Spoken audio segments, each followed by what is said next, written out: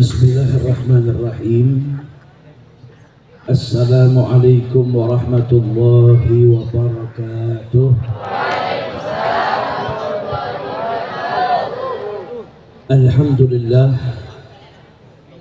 Alhamdulillahilladzi hadana lihada wa ma kunna linahtadiya laula an hadana Allah. Subhanaka la ilma lana illa ma 'allamtana innaka antal alimul hakim. Rabbi shrah li sadri wa yassir li amri wahlul 'uqdatam min lisani yafqahu qawli. Allahumma salli wa sallim ala sayyidina Muhammad miftahi babi rahmatillah adada ma fi ilmillah salatan wa salaman daimaini bidawami mulkillah wa ala alihi wa sahbihi wa man wala.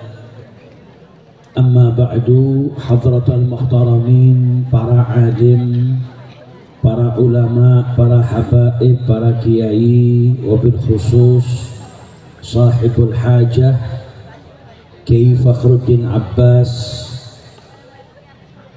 Pondok Pesantren Irsyadul Abidin, dan juga segenap jamaah Padang Peteng, para pejabat pemerintahan baik sipil, TNI maupun Polri yang dimuliakan oleh Allah Subhanahu wa taala. Hadirin wal hadirat, alhamdulillah, di malam yang penuh berkah ini kita dikumpulkan oleh Allah Subhanahu wa taala dalam majlis yang insya Allah dihujani berkah oleh Allah Subhanahu wa taala.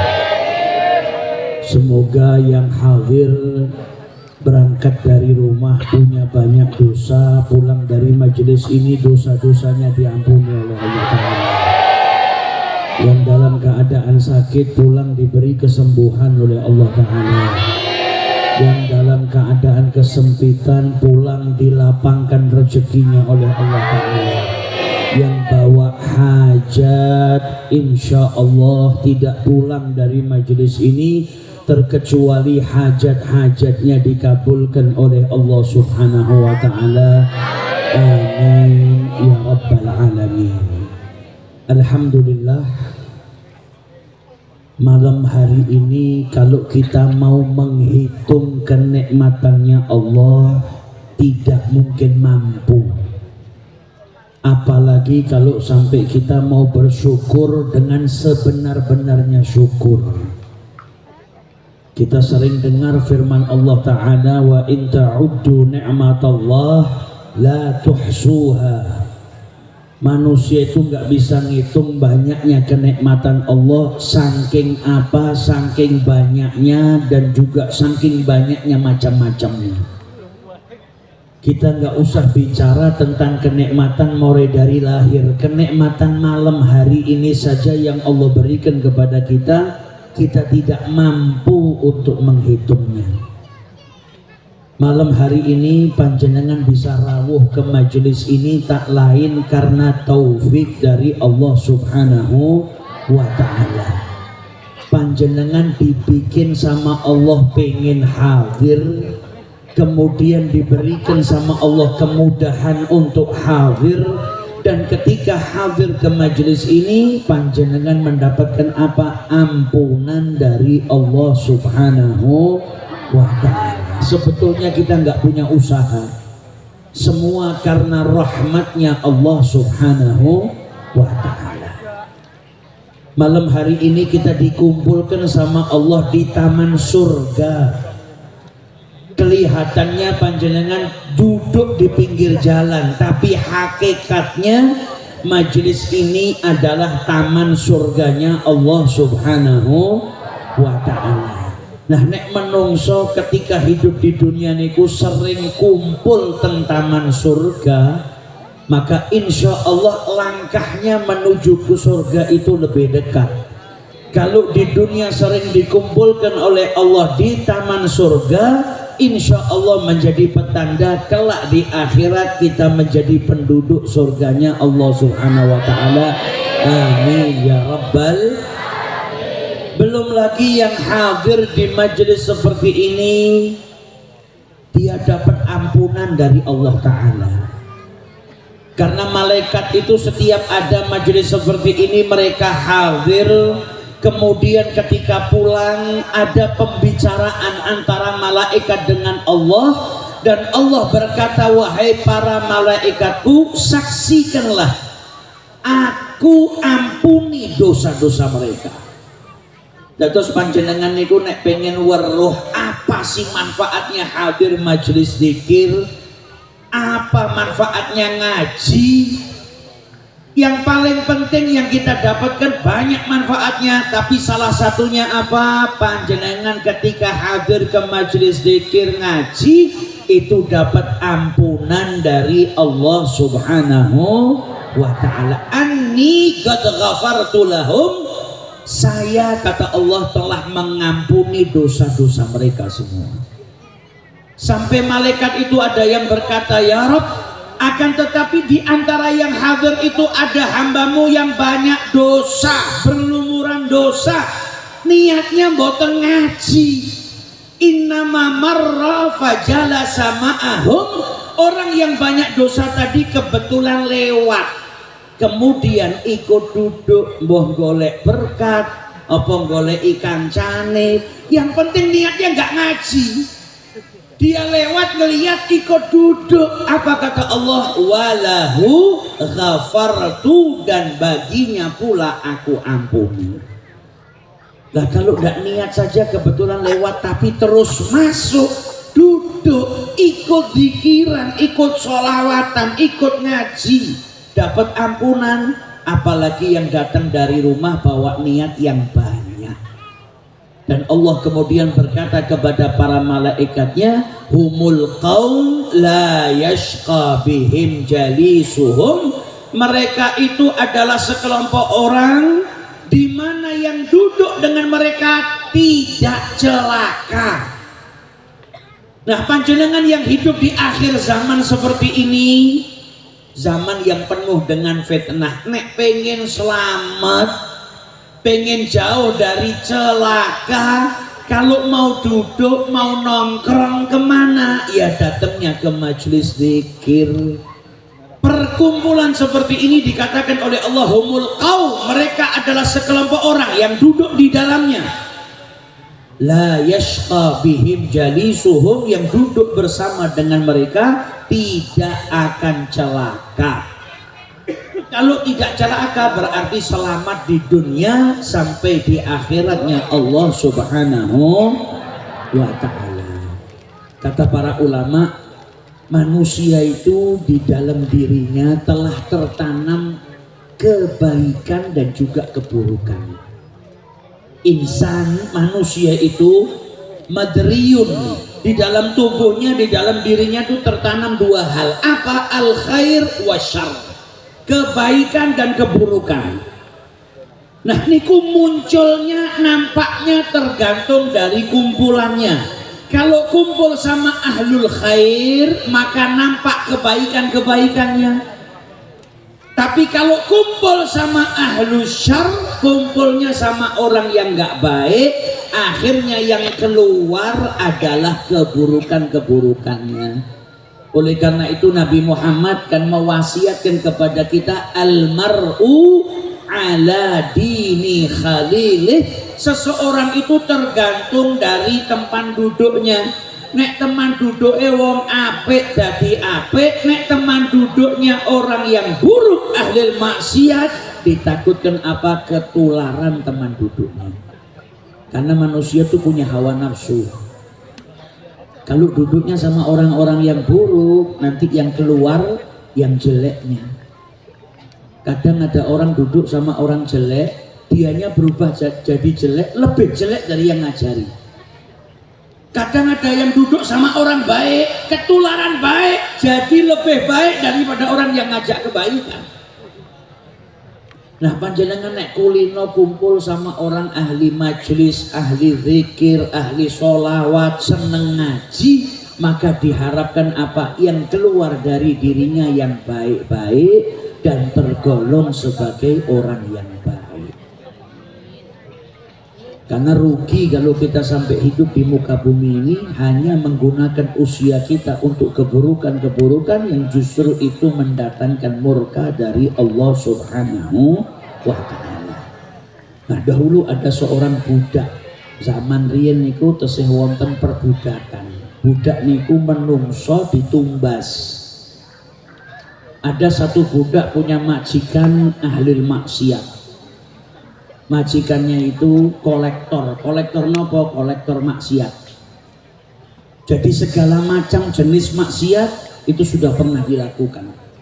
Majikannya terkenal orang yang pelitnya luar biasa, util. Nah, ini pembantunya dikasih uang 4 dirham. Disuruh apa? Pergi ke pasar, tumbas hajat. Ketika di pasar ngelihat penduduk pasar sepi, kosong, toko masih tutup, dia tanya, ini kemana kok tumben pasar jam segini masih tutup? Oh, tesih do ngaji ngene Mbah Mansur bin Ammar. Akhirnya dia punya inisiatif, timbang nunggu pasar buka tengah-tengah, mending aku tak rawuh pengajiannya Mbah Mansur. Nanti selesai nggak pengaosan, saya kembali ke pasar belikan hajatnya majikan saya. Duduk di majelis.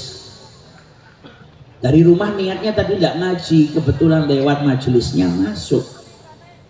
Selesai majelis, Mbak Mansur niku ngumumkan kepada yang hadir, nih loh, ada orang fakir miskin butuh bantuan, kepepet, butuh bantuan 4 dinar.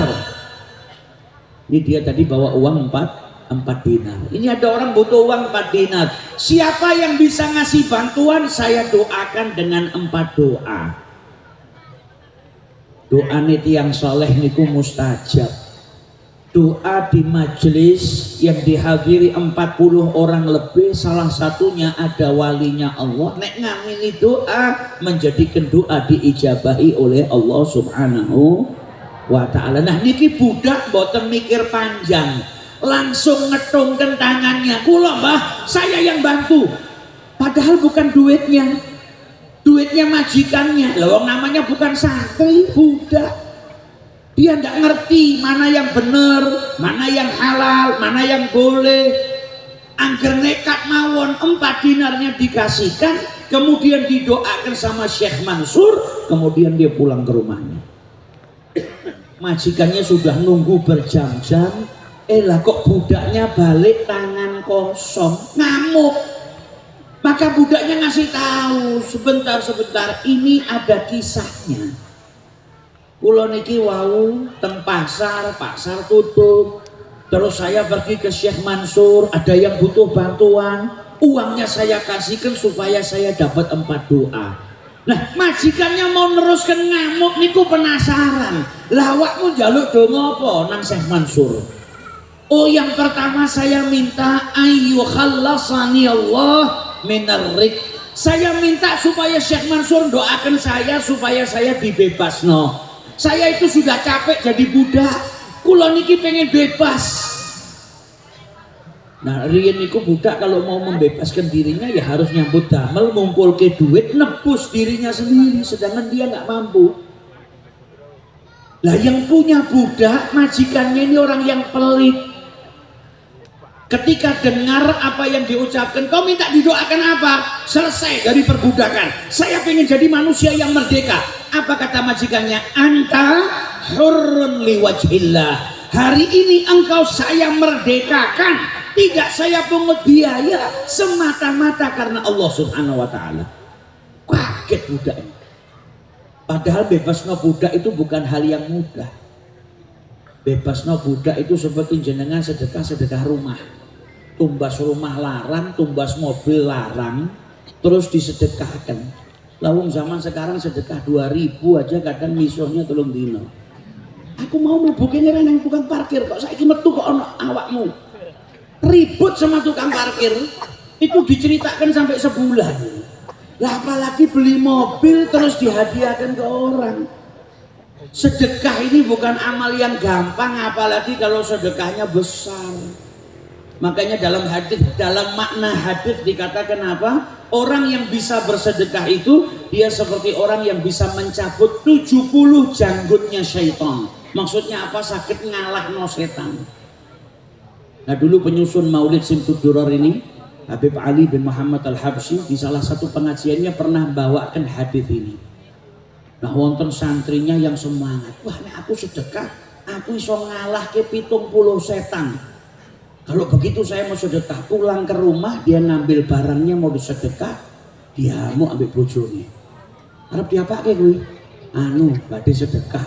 Siapa kok disedekahke? Ngambil yang rada elek, ku sik digawe kok, sik iso kok kowe seribut sama bojonya gara-gara mau sedekah. Akhirnya balik ke Habib Ali niku. Beb, kula kok ngalahno 70 setan. Kok 70 setan iki setan siji nang omahku wae angel dikalahke. Karena apa ya, orang mau sedekah itu ada aja hambatannya. Nah ini merdekakan budak nggak gampang. Tiba-tiba dimerdekakan berkat apa? Berkat doa di majelis. Berkat apa? Berkat diamini oleh banyak orang. Doa itu diijabahi kontan oleh Allah Subhanahu wa taala. Nah, kulolan panjenengan yang hadir malam hari di sini kan masih banyak yang jadi budak. Bukan budaknya manusia, tapi terkadang kita menjadi budaknya dunia. Kita terkadang menjadi budaknya harta, budaknya jabatan, budaknya hawa nafsu. Maka kita berharap insya Allah nggak pulang dari majelis ini kecuali kita dimerdekakan oleh Allah Subhanahu wa ta'ala, hanya menjadi Abdullah, hambanya Allah Subhanahu wa ta'ala. Kemudian majikannya tanya lagi, doa yang kedua yang kau minta apa? Saya yang kedua itu minta sama Syekh Mansur didoakan semoga taubat saya diterima oleh Allah, panjenengan juga digerakkan hatinya untuk bertaubat dan diterima oleh Allah Subhanahu wa ta'ala. Niki majikane ahli maksiat sudah sering dinasehati, angel, bebel, hatinya sudah kotor, tapi hari itu dia langsung berkata, tubtu ilallah, saya bertaubat kepada Allah Subhanahu wa ta'ala. Berkat nopo? Doanya orang soleh dan doa yang diamini oleh orang yang banyak dan doa yang dipanjatkan di majelis ilmu. Nah kita yang hadir kadang masih ada yang belum bertobat, moga-moga berkatnya majelis cepat-cepat bertobat kepada Allah. Kalau ada yang punya orang tua, punya adik, punya kakak yang masih suka maksiat, disuruh tobat, angel berkat saudaranya hadir, semoga mereka diberikan hidayah dan bisa bertaubat kepada Allah Subhanahu wa ta'ala. Yang ketiga kau minta apa? Yang ketiga saya minta semoga Allah memberikan saya rezeki buat ganti 4 dinarnya panjenengan. Niku sedekah kula wau kalih fakir miskin pakai 4 dinar kan uangnya jenengan. Saya minta sama Syekh Mansur doakan saya dapat gantinya buat ganti uangnya panjenengan. Apa kata majikannya? Ora sah diganti walaka arba'ata alaf dinar dan awakmu tak wehi hadiah 4.000 dinar. Sudah 4 dinarnya tidak disuruh ganti, ditambahi 4.000 dinar. Ini kita yang hadir di sini banyak utang napa mboten? Banyak masalah napa mboten? Nah kita berharap pulang dari majelis masalah kita selesai, ditambahi rezeki yang berlimpah oleh Allah Ta'ala. Tahun depan sakit umroh, yang belum nikah tahun depan bisa nikah, yang belum punya anak tahun depan punya anak, yang belum punya usaha bisa buka usaha, dan insya Allah kita diberikan rezeki yang berkah oleh Allah Ta'ala, rezeki yang halal yang thayyib, amin ya rabbal. Dan ini manfaatnya hadir ke majelis seperti ini baru sedikit dan masih banyak, dan tidak bisa dihitung kenikmatan orang yang hadir ke majelis ilmu, majelis zikir dan majelis sholawat kepada Rasulullah sallallahu alaihi wasallam. Di majelis ini jenengan diajak sami-sami kenal kepada Nabi Muhammad.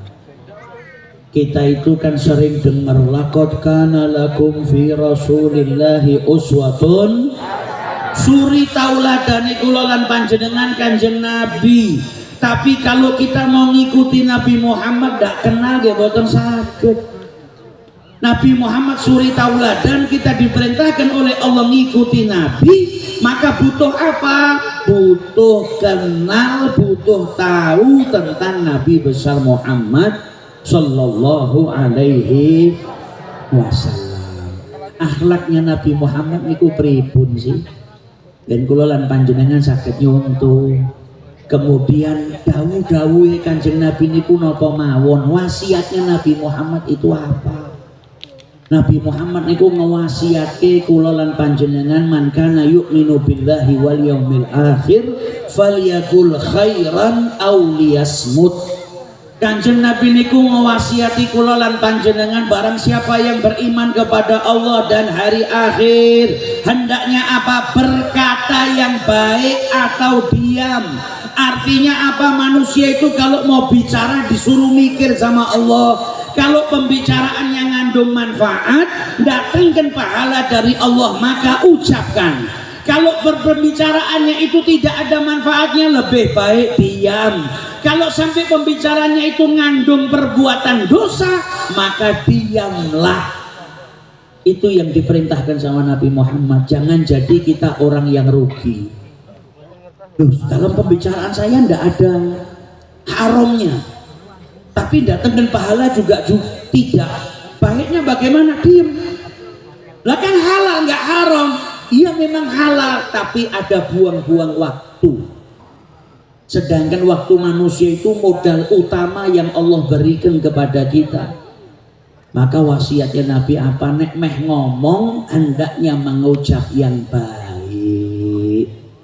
Jangan sampai kalau ngomong nyakiti hati nih wong liya. Jangan sampai keluar daripada lisannya itu sumpah serapah, caci maki. Kalau kita ngikut Nabi Muhammad, maka perhatikan apa yang keluar dari lisan kita. Kemudian dilanjut sama Nabi, siapa yang beriman kepada Allah dan hari akhir, falyukrim jarahu, hendaknya dia memuliakan tetangganya. Ayo sing apik karo tonggo.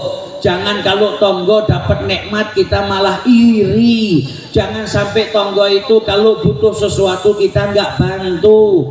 Nabi merintahkan kita untuk berbuat baik kepada tetangga. Dan yang terakhir kata Nabi Muhammad, falyukrim dhaifahu, dan juga berbaiklah kepada tamumu atau muliakan tamumu.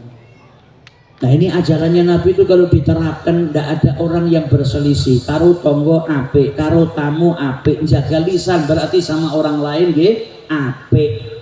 Kalau seperti itu nggak ada yang tengkar, nggak ada yang berkelahi. Karena segala sesuatu yang terjadi itu terkadang ujung-ujungnya karena lisan. Nabi Muhammad ketika ngewasiati sahabatnya, jaga inimu. Ya Rasulullah, apa ada orang yang bisa dihukum atau masuk neraka karena lisannya? Kata Nabi Muhammad, berapa banyak orang yang tersungkur ke dalam neraka karena lisannya. Kelihatannya enteng, tipis, kecil, tapi ternyata kalau berbuat kriminal lisan ini bahayanya luar biasa. Maka kalau kita hadir ke majelis seperti ini, pulang ayo kita amalkan wasiatnya Nabi, kita jaga lisan kita. Jangan gunakan untuk perkara-perkara yang datangkan dosa dari Allah Subhanahu wa ta'ala. Kemudian apalagi sabda Nabi Muhammad, la yu'minu ahadukum, tidak sempurna keimanan salah seorang daripada kalian hatta yuhibba li akhihi ma yuhibbu li nafsihi, sampai dia bisa mencintai untuk saudaranya apa yang ia cintai untuk dirinya sendiri. Sampai ia bisa mencintai untuk saudaranya dari kebaikan apa yang dia cintai untuk dirinya sendiri. Artinya nopo, jenengan jangan ganggu orang lain, jangan berbuat buruk kepada orang lain. Nek jenengan itu tidak suka dicaci, maka jangan caci orang lain. Nek jenengan itu pengen diapii sama orang, seneng kalau ada orang berbuat baik, maka berbuat baiklah juga kepada orang lain. Apa yang kau sukai daripada kebaikan, inginkan pula itu untuk saudaramu. Apa yang kau benci dari orang lain itu dilakukan kepada dirimu, maka jangan kau lakukan itu kepada orang lain. Makanya Imam Ahnaf Itu dikenal orang yang tidak mudah marah, sabarnya luar biasa. Ketika ditanya mimman ta'allamta al-hilm, dari siapa engkau belajar hilm, bijak, mboten cepet marah, tidak mudah marah. Kata beliau, ta'allamtu min nafsi, saya belajar dari diriku sendiri. Lah pripun belajar sama diri sendiri itu maksudnya bagaimana? Kalau saya ngelihat ada orang berbuat buruk kepada saya, maka saya tidak lakukan itu kepada orang lain. Terus para wali-wali Allah itu dulu kalau dizalimi sama orang malah dibuat pelajaran. Ketika ada orang yang mencaci maki beliau dibikin pelajaran. Oh nek dicaci itu ora enak tuh. Oh saya kalau dicaci maki itu ngerasakan tidak enaknya, maka jangan sampai saya melakukan hal yang sama kepada orang lain. Jadi kalau dizalimi malah dibuat pembelajaran. Kata Imam Al-Ahnaf, kalau ada orang berbuat buruk kepada saya, maka saya tidak melakukan itu kepada orang lain. Kita nggak suka dicaci, jangan nyaci. Kita benci kalau dicaci, tapi kita sukanya mencaci maki orang, bahaya. Kita pengen dapat hadiah, tapi tidak pernah ngasih hadiah orang lain, util. Iya tuh, pengennya penak dewi. Maka apa yang kita sukai daripada kebaikan tadi, maka kita juga harus inginkan pula untuk orang lain, tapi dari hal-hal yang baik. Ojo senengnya ngombe terus pengen konco-koncone do ngombe kabeh. Nah, ini ngawur. Dari kebaikan. Dulu ada orang hadir ke majelisnya Nabi, teng zamannya Nabi niku nggih reno-reno. Ada orang datang ke majelisnya Nabi. Minta apa? Minta izin. Untuk apa? Berbuat zina. Ya Rasulullah, izinkan saya untuk berbuat zina. Niku para sahabat ngamuk semuanya. Iki sapa kok wani-wani datang ke majelisnya Nabi minta izin berbuat kabair, dosa besar.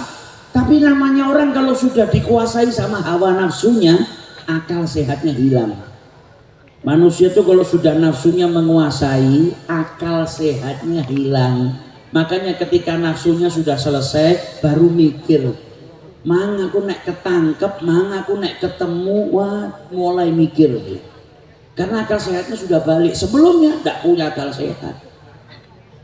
Datang ke Nabi minta izin mau zina. Nabi tahu, wah ini tidak normal. Karena apa? Dikuasai hawa nafsunya. Sama Nabi disuruh dekat, sini duduk. Ditanya sama Nabi, kau punya saudara wanita? Punya ya Rasulullah. Gimana kalau ada orang mau zina sama saudara wanita? Ngamuk-ngamuk dia. Gak boleh, saya tidak izinkan. Gimana kalau ada yang mau zina sama anak wanitamu? Ngamuk lagi. Gimana kalau ada yang mau zina sama ibumu? Ngamuk lagi. Kata Nabi Muhammad, begitu juga dengan wanita yang kau ajak zina. Bisa jadi dia saudarinya seseorang, dulurnya, dia juga tidak senang adiknya diajak zina. Bisa jadi dia putrinya seseorang yang ayahnya sama seperti dirimu, gak ridho, gak rela anaknya diajak zina. Maka apa yang tidak kau sukai, jangan kau lakukan itu kepada orang lain. Sadar. Kemudian minta didoakan sama Nabi Muhammad, dipegang dadanya sama Nabi, didoakan sama Nabi Muhammad, sampai orang itu berkata apa? Detik ini juga tidak ada perbuatan yang saya benci melebihi daripada perbuatan zina. Jadi apa yang kita tidak sukai jangan lakukan untuk orang lain. Apa yang kita sukai dari kebaikan inginkan pula itu untuk orang lain. Zaman dulu itu orang soleh sampai luar biasa. Dalam kitab itu disebut kisah-kisahnya orang soleh itu nyemangati kula lan panjenengan. Ada satu orang soleh rumahnya kebak tikus.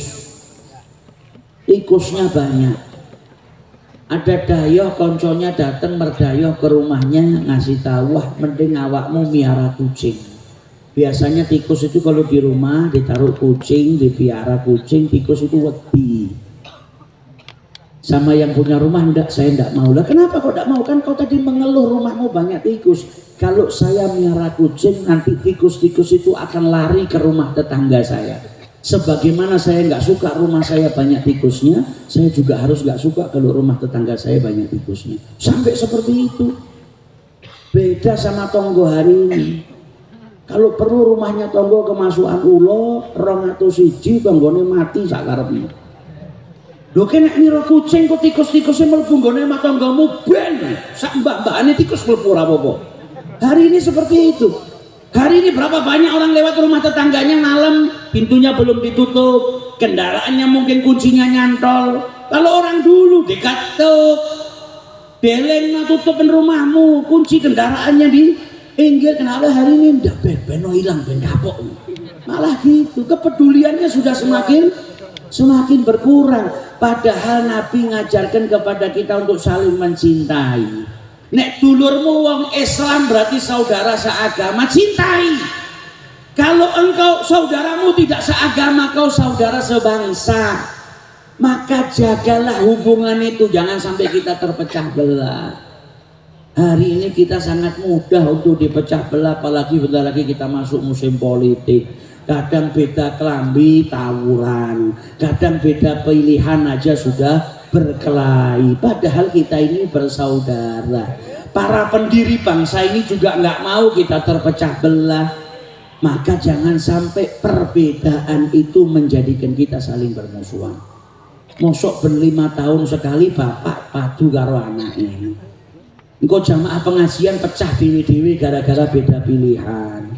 Mau beda-beda, tapi kita punya satu yang menyatukan kita. Siapa? Nabi Muhammad Sallallahu Alaihi Wasallam. Apapun perbedaan yang ada pada kita, pemimpin kita, suri tauladan kita, panutan kita Nabi Muhammad Sallallahu Alaihi Wasallam. Dan tanda cinta itu tidak bikin sedih sang kekasih. Kalau saya putus hubungan, kalau saya mutus tali silaturahmi, Nabi Muhammad gak ridho, beliau pasti sedih. Maka jangan sampai melakukan perbuatan yang bikin Nabi Muhammad Sallallahu Alaihi Wasallam bersedih. Semoga kita pulang dari majelis ini jadi orang yang lebih baik, bisa mengamalkan apa yang disampaikan oleh Nabi Muhammad Sallallahu Alaihi Wasallam, dapat keridhaan dari Allah Subhanahu Wa Taala. Amin ya Rabbal. Kita doakan pondok pesantren Irsyadul Abidin semoga menjadi penerus Nabi Muhammad SAW. Tidak keluar dari pondok pesantren ini kecuali orang-orang yang kelak akan meneruskan perjuangannya Nabi Muhammad SAW, bermanfaat baik untuk agamanya, untuk keluarganya, dan untuk bangsanya. Dan pada jamaah majelis Padang Peteng, mugi-mugi tambah padang dan tambah cinta kepada Allah dan Rasulnya, dan dijadikan orang-orang yang taat kepada Allah dan Rasulnya. Amin ya Rabbal Alamin. Wallahul muwaffiq ila aqwamit thariq wal afu minkum. Thumma assalamualaikum warahmatullahi wabarakatuh. Alhamdulillah, itu dari tausiah dari Habib Ahmad bin Muhammad Al-Habsyi. Mudah-mudahan sangat bermanfaat untuk kita semua. Amin.